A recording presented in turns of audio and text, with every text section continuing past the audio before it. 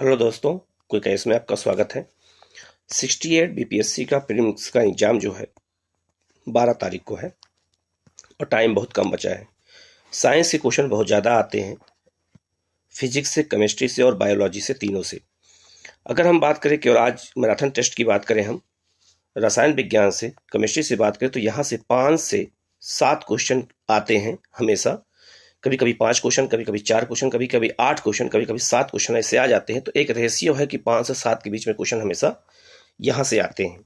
आज हम लोग ऐसे क्वेश्चन की चर्चा करेंगे जो बहुत ज़्यादा चर्चा में रहते हैं और वहाँ से अगर क्वेश्चन आते हैं तो गलत होने के चांस बहुत ज़्यादा रहता है। तो आप लोग अंत तक वीडियो देखिएगा, एक एक क्वेश्चन अच्छे से देख लीजिएगा कि जिससे आपकी वहाँ पर एग्जाम में गलती ना हो पाए, क्योंकि इस बार माइनस मार्किंग है, 1/4 है, तो बहुत ज़्यादा जो है कंपटीशन है और थोड़ा सीट कम है। तो जाहिर सी बात है कंपटीशन में रैंक ज़्यादा जाएगी, ज़्यादा कट ऑफ जाना तय है। तो हम लोग आगे बढ़ते हैं और चलते एक एक क्वेश्चन की ओर। आप लोग बहुत अच्छे से इस वीडियो को देखिएगा। अगर किसी बच्चे को टेस्ट देना है टेलीग्राम पे, तो टेलीग्राम का मैं लिंक जो है इसी कमेंट में मैं शेयर कर दूंगा, आप वहाँ से जा करके ज्वाइन कर सकते हैं। मॉर्निंग में जो टेस्ट होता है वो 8:30 बजे और रात में टेस्ट होता है 9 बजे। तो आप टेस्ट भी दे सकते हैं, सभी सब्जेक्ट का टेस्ट है, बिल्कुल निःशुल्क है, उस पर कोई किसी का तरह का चार्ज नहीं है। हम लोग चलते हैं पहले क्वेश्चन की ओर। पहला क्वेश्चन है, मानव शरीर में सर्वाधिक मात्रा में पाया जाने वाला तत्व कौन सा है? हमारे शरीर में सबसे ज्यादा मात्रा में अगर तत्व की जो बात किया जाए तो हमारे शरीर में बहुत सारे तत्व पाए जाते हैं, लेकिन उसमें सबसे ज्यादा कौन सा पाया जाता है? तो इसका आंसर हो जाएगा बी। इसका आंसर हो जाएगा बी, ऑक्सीजन। ऑक्सीजन की मात्रा हमारे शरीर में सबसे ज्यादा पाई जाती है, याद रखिएगा आप लोग। दूसरा है, धातुओं में सबसे कम घनत्व वाला तत्व कौन सा है? जो ये धातुएं दी गई हैं, इन धातुओं में सबसे कम घनत्व वाला कौन सा है? वो सोडियम है या लिथियम है या पारा है या कॉपर है? तो जो इसका आंसर हो जाएगा वो हो जाएगा लिथियम। इसका आंसर हो जाएगा बी। नेक्स्ट क्वेश्चन की ओर चलते हैं। अल्फा कण का द्रव्यमान हीलियम के एक अणु के बराबर होता है, इसके आवेश किसके बराबर होते हैं? तो इसका जो आंसर हो जाएगा वो हो जाएगा 2 प्रोटॉनों के बराबर। 2 प्रोटॉनों के बराबर होते हैं आवेश, जो याद रखिएगा। नेक्स्ट क्वेश्चन है, निम्न में से किस तत्व का सर्वाधिक समस्थानिक होता है? ऐसा कौन सा तत्व है जिसके सबसे अधिक समस्थानिक होते हैं? ये क्वेश्चन बहुत इंपॉर्टेंट है और जो इसका आंसर है वो है आपका पोलिनियम। इसका आंसर है पोलिनियम। पोलिनियम के सबसे ज्यादा समस्थानिक होते हैं। नेक्स्ट क्वेश्चन की ओर चलते हैं। हाइड्रोजन को जलाने से क्या बनेगा? अगर हाइड्रोजन को जलाया जाए तो उससे क्या बनेगा? अच्छा, ऐसे क्वेश्चन एग्जाम में आते हैं तो गलत होने चांस ज्यादा होता है, क्योंकि हमें लगता है कि बहुत सरल क्वेश्चन है, लेकिन ये सरल नहीं है। ये वहां जब एग्जाम में जाते हैं ना, वहाँ प्रेशर बहुत ज्यादा होता है, तो उसमें सरल क्वेश्चन गलत ज्यादा होते हैं वहां पे। और ऐसा आप लोगों के साथ बहुत बार हुआ होगा।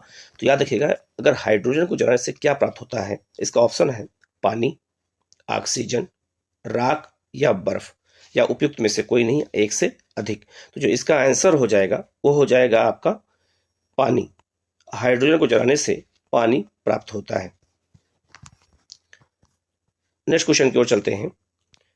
ग्रेफीन होता है, ग्रेफीन जो है वो क्या होता है? ठीक है, तो ग्रेफीन जो है ये आपका होता है कार्बन का नैनो प्रतिरूप। जो ग्रेफीन होता है यह कार्बन का नैनो प्रतिरूप माना जाता है। ये क्वेश्चन आया हुआ है कई बार, बहुत ही महत्वपूर्ण क्वेश्चन है, आप लोग इनको याद रखिएगा। नेक्स्ट क्वेश्चन की ओर चलते हैं। एकमात्र भारतीय जिसे रसायन के क्षेत्र में नोबेल पुरस्कार प्रदान किया गया है, वो कौन भारतीय हैं जिन्हें रसायन के क्षेत्र में नोबेल पुरस्कार मिला हुआ है? तो इसका जो आंसर है वो हो जाएगा वैकेंट रमण रामकृष्ण। वैकेंट रमण रामकृष्ण को ही जो है भारत में जो है पहले भारतीय हैं जिन्हें रसायन के क्षेत्र में नोबेल पुरस्कार दिया गया है। नेक्स्ट क्वेश्चन की ओर चलते हैं। नींबू के रस का पीएच मान क्या होता है? याद रखिएगा, बहुत सारी चीजों के पीएच मान पूछे जाते हैं। याद रखिएगा, रक्त के कम से कम जो रक्त के जो खून का पीएच मान होता है वो कम से कम अभी तक आ चुका होगा, अलग अलग एग्जामों में 100 बार आ चुका होगा। तो कुछ ऐसे हैं जिनके भी पूछे जा सकते हैं। तो जैसे नींबू के रस का पीएच मान क्या होता है? इसका जो पीएच मान होता है वो होता है 2.2। 2.2 पीएच मान होता है किसका? नींबू का। ऐसे क्वेश्चन भी बहुत ज्यादा एग्जाम में आते हैं, तो गलत होने चांस ज्यादा होता है। नेक्स्ट है लार का पीएच मान कितना होता है। जो लार हमारे मुंह में रहता है, मुख में निकलता है और जिससे खाना पचने में सहायता मिलती है, तो जो लार का पीएच मान होता है वो कितना होता है, वो होता है आपका 6.5। 6.5 होता है लार का पीएच मान। नेक्स्ट है सूक्ष्म सेल में किसका प्रयोग किया जाता है। जो सूक्ष्म सेल होती है हमारे घड़ियों में लगती हैं या टार्च में लगाई जाती है, उनमें किसका प्रयोग किया जाता है। सल्फ्यूरिक एसिड का, या नाइट्रिक एसिड का, या हाइड्रोक्लोरिक एसिड का, या अमोनियम अमोनियम क्लोराइड का, या उपयुक्त में से कोई नहीं। तो जो इसका आंसर है वो हो जाएगा अमोनियम क्लोराइड। अमोनियम क्लोराइड का उपयोग होता है सूक्ष्म सेल में होता है, जो हम टार्च वार्च में लगाते हैं। नेक्स्ट क्वेश्चन की ओर चलते हैं। सारे क्वेश्चन हिंदी में भी है और इंग्लिश में भी है, तो आपको जो है कंफ्यूजन नहीं होगा। इस तरह के क्वेश्चन बहुत ज्यादा आते हैं मिश्र धातु से, और यहाँ बहुत ज्यादा गलती हो जाती है। तो मिश्र धातु का अगर क्वेश्चन पूछा जाए कि टाका निम्न में से किसका मिश्र धातु है, तो टाका जो मिश्र धातु किसका है, वो टीन और सीसा का। टीन और सीसा को मिलाकर ही टाका बनाया जाता है। ऐसे क्वेश्चन बहुत ज्यादा कंफ्यूजन के होते हैं, तो इनको आप लोग रट लीजिएगा। जहां आप लोग पढ़ाई करते हैं ऐसे क्वेश्चन को आप लोग दीवार पे, जहां पे आप मैप चिपकाए हैं वहां पे लिख दीजिए कि टाका किससे बनता है, तो वो हो जाएगा टीन प्लस सीसा से। ये क्वेश्चन बार बार आप देखते रहेंगे तो आपको बिल्कुल याद हो जाएगा। नेक्स्ट क्वेश्चन की ओर चलते हैं हम लोग। कोबाल्ट 16 आमतौर पर विकिरण चिकित्सा में प्रयुक्त होता है क्योंकि यह उत्सर्जित करता है। ये क्वेश्चन बहुत बार आ चुका है, बहुत बार आ चुका है ये क्वेश्चन है। इस तरह के कोबाल्ट से जुड़ा हुआ क्वेश्चन बहुत बार आता है, जो कैंसर के उपचार में इसका उपयोग किया जाता है। ऐसा क्वेश्चन पूछा जा रहा है कि इसमें कौन सी विकिरण होती है, कौन सी किरणें उसमें पाई जाती हैं, तो इसका आंसर हो जाएगा गामा किरणें। और गामा किरणों की जो वो होती है, वेधन क्षमता होती है, वो बहुत ज्यादा होती है। नेक्स्ट क्वेश्चन की ओर चलते हैं हम लोग।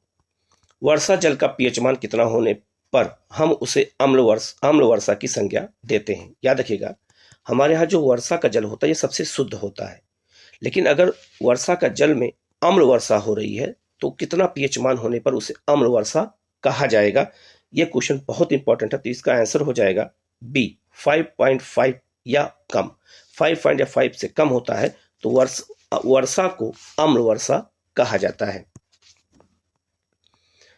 नेक्स्ट क्वेश्चन है, ऐसे क्वेश्चन एग्जाम में बहुत ज्यादा आते हैं, तो आप लोग इनको एक एक करके नोट करके रखिएगा। नेक्स्ट क्वेश्चन है, कार्नेटाइट। कार्नेटाइट किस धातु का अयस्क खनिज है। जो कार्नेटाइट होता है ये किसका अयस्क है, ये किसका, वो सिंपल है, किसका कच्चा माल है, ये कह सकते हैं। रॉ मटेरियल किसका है ये, तो ये क्वेश्चन बहुत इंपॉर्टेंट है, और ये है आपका यूरेनियम का। यूरेनियम का जो कच्चा पदार्थ होता है उसे कार्नेटाइट कहा जाता है, और यूरेनियम से ऊर्जा का उत्पादन किया जाता है, नाभिकीय ऊर्जा इसे कहते हैं। नेक्स्ट क्वेश्चन की ओर चलते हैं हम लोग। निम्न में से कौन लोहा का अयस्क है। बहुत इंपॉर्टेंट क्वेश्चन है ये, कि निम्न में से कौन सा लोहे का अयस्क है। ये क्वेश्चन बहुत ज्यादा पूछा जाता है इस तरह के क्वेश्चन। तो जो लोहा होता है, लोहे के कई प्रकार होते हैं, जिसमें हेमाटाइट भी होता है, मैग्नेटाइट भी होता है, सिंडेराइट भी होता है, लेकिन लोहा का जो प्रकार है वो मेलेकाइट नहीं होता है। तो याद रखिएगा, लोहा जो है कई प्रकार का होता है, जिसमें सबसे अच्छा लोहा जो मैग्नेटाइट का लोहा माना जाता है। तो लोहा कई प्रकार का हो, जिसमें ये वाला लोहा नहीं होगा, मेलेकाइट नहीं होता है। आगे बढ़ते हैं हम लोग, नेक्स्ट क्वेश्चन की ओर चलते हैं। हीरे का क्रिस्टल किस आकार के होते हैं। जो लोहा हमारा, माफ करिएगा, जो हीरा होता है वो हीरे का आकार कैसे होता है। ये क्वेश्चन आ रहा है कि हीरे का आकार कैसा होता है, उसके क्रिस्टल का आकार कैसा होता है। तो उसका होता है बी चतुष्फलकीय आकार होता है हीरे का। याद रखिएगा ऐसे, ठीक है। आप देखोगा हीरा, तो हीरे का जो आकार होता है वो चतुष्फलकीय होता है। नेक्स्ट क्वेश्चन की ओर चलते हैं। यह क्वेश्चन बहुत बार आ चुका है। स्टेनलेस स्टील मिश्र धातु है। तो पहले यह समझना होगा कि स्टेनलेस स्टील होता क्या है। तो जंग, जिस लोहे में जंग नहीं लगती है उसे स्टेनलेस स्टील कहा जाता है। तो स्टेनलेस स्टील किससे मिलकर बना होता है, यह आपसे अगर पूछा जाए एग्जाम में, बहुत इंपॉर्टेंट क्वेश्चन है। तो लोहा और क्रोमियम को मिला करके स्टेनलेस स्टील बनाया जाता है, जिसमें जंग लगने की संभावना बिल्कुल समाप्त हो जाती है। नेक्स्ट क्वेश्चन की ओर चलते हैं हम लोग। सारे क्वेश्चन बहुत इंपॉर्टेंट है, आप लोग इनको अच्छे से देख लीजिएगा, जिससे आपके क्वेश्चन गलत ना होने पाए। तब कोई प्रतिक्रिया नहीं होती है जब भाप गुजरती है ऊपर से। मान लीजिए कोई वस्तु है, जैसे मान लीजिए एल्यूमिनियम है, तांबा है, कार्बन है या लोहा है। इन चारों में से ऐसी कौन सी धातु है जब उसके ऊपर से भाप गुजरती है तो उसमें कोई प्रतिक्रिया नहीं होती है, कोई उसमें रिएक्शन नहीं होता है? तो वो धातु कौन सी है? बहुत इंपॉर्टेंट क्वेश्चन है। ये धातु है एल्यूमिनियम। एल्यूमिनियम का कच्चा माल जो होता है उसे बॉक्साइट कहते हैं, और एल्यूमिनियम के ऊपर से अगर भाप गुजरेगी तो उस पर कोई भी प्रतिक्रिया नहीं होगी। नेक्स्ट क्वेश्चन की ओर चलते हैं। हास्य गैस क्या है? ये गैस ऐसी कौन सी गैस है जो सूंघने पर लोगों को हंसी आती है? तो एक बहुत इंपॉर्टेंट क्वेश्चन है, यह है नाइट्रस ऑक्साइड। नाइट्रस ऑक्साइड के कारण ही ओजोन परत को नुकसान भी पहुंचता है, और नाइट्रस ऑक्साइड जो है सूंघने पर लोगों को हंसी भी बहुत ज्यादा आती है।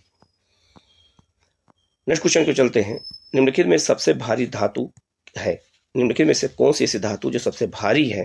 तांबा है, यूरेनियम है, या फिर एल्यूमिनियम है, या चांदी, या उपयुक्त में से कोई नहीं है, एक से अधिक। तो जो इसका आंसर हो जाएगा यूरेनियम। इन सभी धातुओं में सबसे ज्यादा भारी धातु जो होती है, हैवी धातु जो होती है, वो है आपका यूरेनियम होती है। ये इस तरह क्वेश्चन बहुत ज्यादा आते हैं। ये बहुत इंपॉर्टेंट क्वेश्चन है कि जल की अस्थायी कठोरता का कारण क्या है? जल जो होता है, अगर उसमें अस्थायी कठोरता लानी है तो उसमें ऐसा क्या मिलाते हैं जिसमें जल में अस्थायी कठोरता आ जाती है?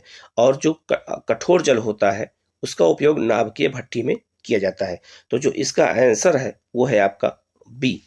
इसमें कैल्शियम होता है, मैग्नीशियम होता है, मैग्नीशियम के क्लोराइड होते हैं, और सल्फेट होता है। तो ये तीन धातुएं जब तत्व मिल जाते हैं तो इससे पानी कठोर हो जाता है। नेक्स्ट क्वेश्चन की ओर चलते हैं हम लोग। निम्न में से किस खनिज द्वारा लोहा प्राप्त किया जाता है? बहुत इंपॉर्टेंट क्वेश्चन है। इनमें से ऐसा कौन सा खनिज है जिससे लोहा प्राप्त किया जाता है? तो मैंने आपसे ऊपर ही बताया था, हेमेटाइट। हेमेटाइट जो है ये लोहे का प्रकार होता है, एक अयस्क होता है, लोहे का एक कच्चा माल होता है, और इससे लोहा प्राप्त किया जाता है।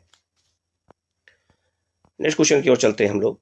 सूर्य पर ऊर्जा का निर्माण होता है। यह क्वेश्चन बहुत बार आया हुआ है, बहुत कॉमन क्वेश्चन है, लेकिन बहुत लोगों से गलत हो जाता है।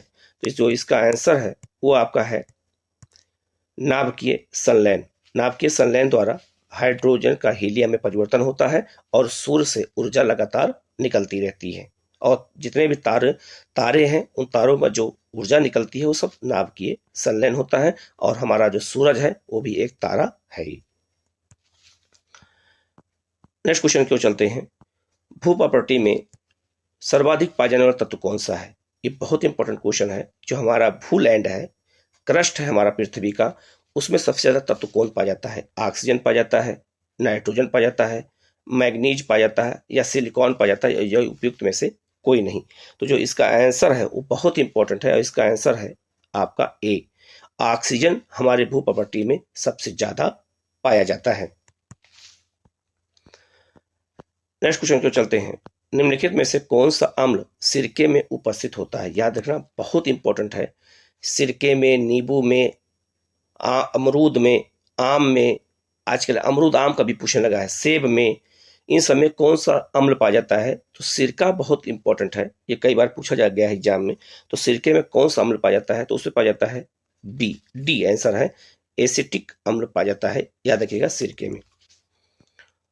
नेक्स्ट क्वेश्चन की ओर चलते हैं। नेक्स्ट क्वेश्चन है, परमाणु नाभिक के अवयव हैं। जो परमाणु होता है उसके केंद्र में क्या पाया जाता है? ऐसा परमाणु के नाभिक में ऐसा क्या पाया जाता है? इलेक्ट्रॉन, प्रोटॉन पाया जाता है, इलेक्ट्रॉन या न्यूट्रॉन पाया जाता है, या प्रोटॉन या न्यूट्रॉन पाया जाता है, या प्रोटॉन, न्यूट्रॉन, इलेक्ट्रॉन तीनों पाया जाता है? जो इसका आंसर है वो हो जाएगा सी, प्रोटॉन और न्यूट्रॉन। याद रखिएगा, ये नाभिक, ये परमाणु नाभिक होता है, तो प्रोटॉन और न्यूट्रॉन बीच पाया जाता है, जबकि इलेक्ट्रॉन जो होता है ये किनारे किनारे से चक्कर लगाता रहता है, याद रखिएगा। तो हमारे जो परमाणु होता है उसके नाभिक में, केंद्र में दो चीजें पाई जाती हैं, प्रोटॉन और न्यूट्रॉन। आगे बढ़ते हैं हम लोग। निम्नलिखित में से कौन सा अणु एटम का भाग नहीं है? जो ऐसा कौन सा अणु है जो एटम का भाग नहीं है? यही क्वेश्चन अभी ऊपर भी आया था, उसी का आपको निकालना है। तो इलेक्ट्रॉन भी होता है, प्रोटॉन भी होता है, न्यूट्रॉन भी होता है, लेकिन फोटॉन नहीं होता। तो इसका आंसर हो जाएगा डी। नेक्स्ट क्वेश्चन है, जल का वाष्प में परिवर्तन क्या कहलाता है? याद रखिएगा, पहले इसको समझ लेते हैं। जो जल होता है ये गैस में भी बदल सकता है जिसे हम वाष्प कहते हैं, और जल बर्फ में बन सकता है जिसे हम ठोस कहते हैं।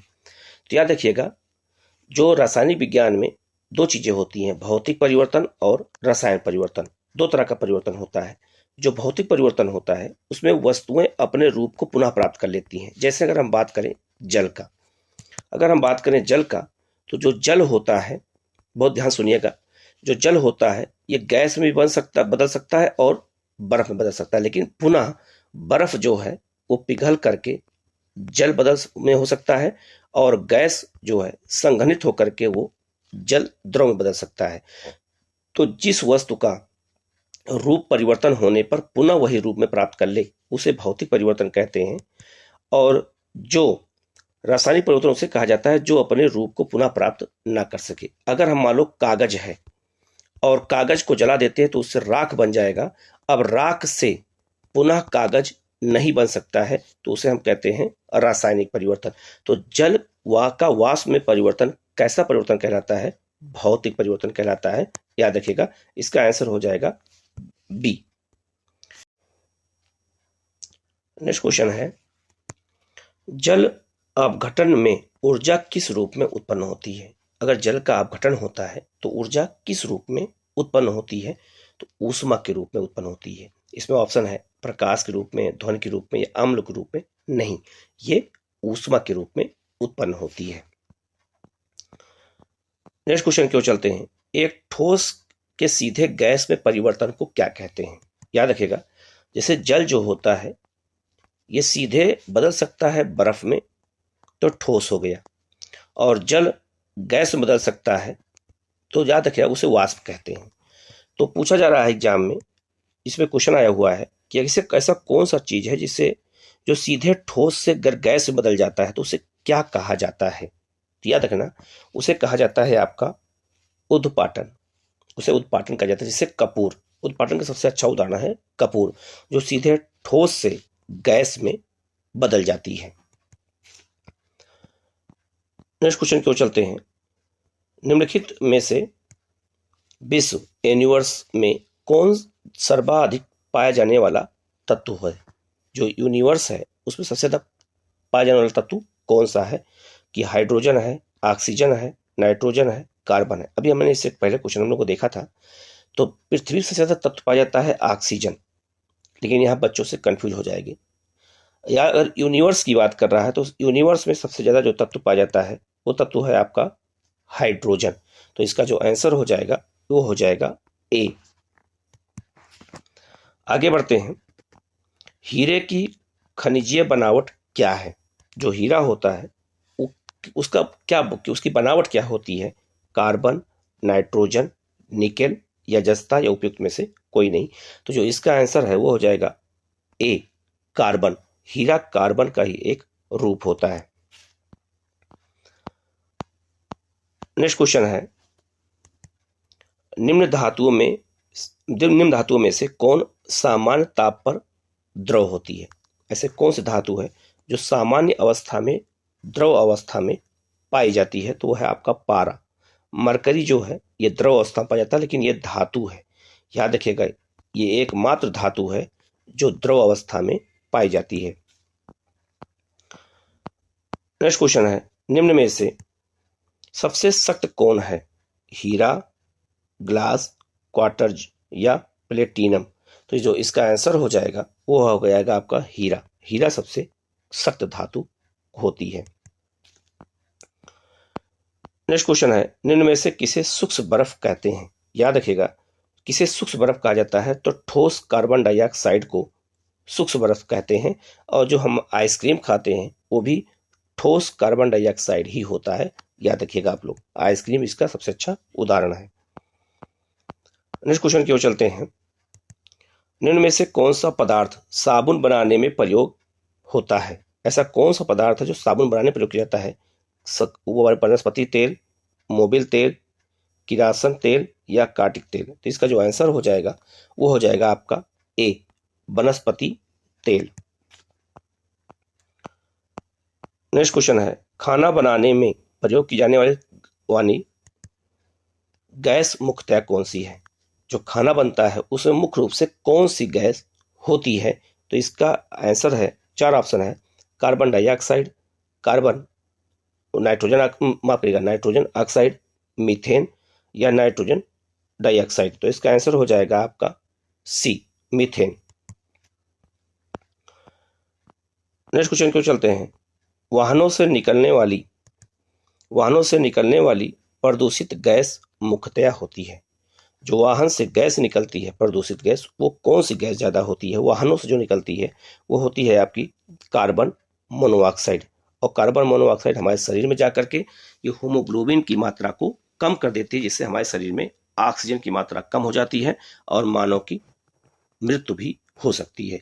तो वाहन से, ऑटोमोबाइल उद्योग से सबसे ज्यादा प्रदूषण कौन सी गैस निकलती है, प्रदूषण होता है वायुमंडल को? तो कार्बन मोनोऑक्साइड। नेक्स्ट क्वेश्चन है, वायु में कौन सी नोबल गैस नहीं होती है?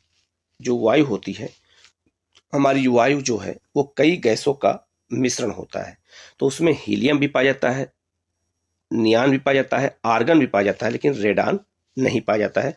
तो इसका आंसर हो जाएगा कि हमारे वायुमंडल में रेडान नहीं पाया जाता है। और इन सब गैसों को नोबल गैस कहते हैं, क्योंकि ये गैसें रिएक्शन नहीं करती हैं। जो गैस रिएक्ट नहीं करती है, अब उसी अवस्था बनी रहती है, उन्हें हम कहते हैं नोबल गैस कहा जाता है। तो इसमें जो है रेडान है, जो हमारे वायुमंडल में नहीं पाई जाती है। नेक्स्ट क्वेश्चन है, क्लोरोफिल में कौन सी धातु आयन पाया जाता है? ऐसी कौन सी धातु जो क्लोरोफिल में पाई जाती है? तो वो है मैग्नीशियम। क्लोरोफिल में जो जिसके माध्यम से पौधे प्रकाश संश्लेषण की क्रिया करते हैं, तो पत्तियों में मैग्नीशियम पाया जाता है, जिसके माध्यम से प्रकाश संश्लेषण की क्रिया करने में आसानी होती है। नेक्स्ट क्वेश्चन है, शक्करों में सबसे मीठी होती है, जो शक्कर होता है, शुगर होता है, उसमें सबसे ज्यादा मीठा कौन सा होता है? फ्रुक्टोज होता है, ग्लूकोज होता है, सुक्रोज होता है या लैक्टोज होता है? तो ये जो इसका आंसर है वो हो जाएगा आपका सुक्रोज। सुक्रोज सबसे ज्यादा मीठा होता है। नेक्स्ट क्वेश्चन है, विद्युत उत्पन्न करने के लिए कौन सी धातु का प्रयोग किया जाता है? बहुत ही इंपॉर्टेंट क्वेश्चन, आप सबको पता होगा, यूरेनियम। हमारे देश में बहुत सारी परमाणु भट्टियां लगाई गई हैं, जैसे नरोरा कहाँ है? उत्तर प्रदेश में। आपका अगर बात करें हम, जो है काकरापारा कहाँ है? तो गुजरात में। कैगा कहाँ है? कर्नाटक में। ये क्वेश्चन, ऐसे क्वेश्चन आपसे पूछे जाते हैं। नेक्स्ट क्वेश्चन है, चूहा मारने का जहर किस रासायनिक पदार्थ से बनता है?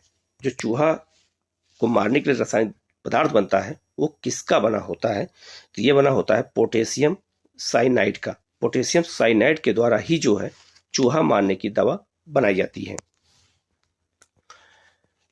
नेक्स्ट क्वेश्चन है, पीतल में कौन कौन सी धातुएं हैं? जो पीतल होता है, पीतल में कौन कौन सी धातुएं मिल करके वो बनती है, पीतल बनता है? तो इसका जो आंसर है तांबा और जस्ता। तांबा जस्ता मिल करके ही पीतल का निर्माण करता है। ये भी आप अपने दीवार पर लिख लीजिएगा, जिससे आपको ये याद हो जाए। नेक्स्ट क्वेश्चन है, मोती मुख्य रूप से बना होता है, जो मोती होता है वो मोती किसका बना होता है? कैल्शियम ऑक्जेलेट का बना होता है, कैल्शियम सल्फेट का होता है, कैल्शियम कार्बोनेट का होता है या कैल्शियम ऑक्साइड होता है? ये क्वेश्चन कंफ्यूज कर सकता है। तो जो मोती बना होता है, मोती जो बना होता है, ये है आपका, इसका आंसर जो हो जाएगा वो हो जाएगा सी, कैल्शियम कार्बोनेट। कैल्शियम कार्बोनेट का ही ये बना होता है मोती। नेक्स्ट क्वेश्चन है, बहुत महत्वपूर्ण क्वेश्चन है ये, कि निम्नलिखित में से किस तत्व को मिट्टी के तेल में सुरक्षित रखा जाता है? ये क्वेश्चन बहुत इंपॉर्टेंट है। ये सोडियम। सोडियम को मिट्टी के तेल में ही रखा जाता है।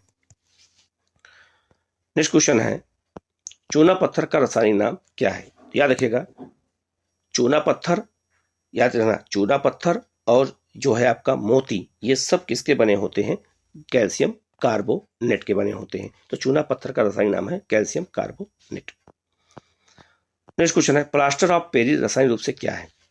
प्लास्टर ऑफ पेरिस, इसका रासायनिक नाम क्या होता है? तो ये तो है कैल्शियम सल्फेट। लेकिन एक बच्चों को समझ में आप लोगों को नहीं आया होगा, ये प्लास्टर ऑफ पेरिस होता क्या है? तो ये प्लास्टर ऑफ पेरिस जो कैल्शियम सल्फेट होता है, जब किसी का हाथ या पैर टूट जाता है और जो प्लास्टर बांधा जाता है ना, तो उस पर देखा होगा एक सफ़ेद कलर का लेप लगाते हैं जब प्लास्टर बांधते हैं, तो उसी को कहा जाता है plaster of Paris. Next question की ओर चलते हैं। निम्नलिखित में से कौन सी मिश्र धातु नहीं है? ऐसी कौन सी है जो मिश्र धातु नहीं है, किसी से मिल करके नहीं बनी है? तो स्टील भी मिल करके बनी है, पीतल भी मिल करके बनी है, ब्रॉन्ज भी मिल करके बना, लेकिन तांबा अकेला है, और तांबा जो है अकेला है और उसको मिश्र धातु नहीं कहते हैं। आपको क्वेश्चन देखने में लगेगा बहुत सरल है, लेकिन जब वहां बनाते हैं तो गलत हो जाता है। तो आप लोग याद रखिएगा, ये सारे क्वेश्चन बहुत इंपॉर्टेंट है, आप इन सबको अच्छे से पढ़ लीजिएगा। नेक्स्ट क्वेश्चन है, पीतल निम्न की मिश्र धातु है। जो पीतल होता है वो किसका बना होता है? याद रखिएगा, इसका आंसर है आपका जो है तांबा और जस्ता। तांबा और जस्ता मिलकर ही पीतल का निर्माण होता है। तो ये 50 क्वेश्चन मैराथन क्लास के तहत हमने आज पार्ट 1 पहले हम लोगों ने किया है, फिर आगे पार्ट 2 करेंगे, पार्ट 3 करेंगे, इसी तरह हम लोग करते रहेंगे। बस आप लोग लगातार हमारे चैनल द्वारा बने रहिए, चैनल को सब्सक्राइब कर लीजिए। अगर किसी क्वेश्चन में आपको डाउट हो तो आप कमेंट करके पूछ सकते हैं, उसका जवाब आपको दिया जाएगा। और किसी तरह की कोई भी समस्या हो तो आप पूछ सकते हैं और हमारे जो है टेलीग्राम चैनल को ज्वाइन कर सकते हैं। Okay, thank you.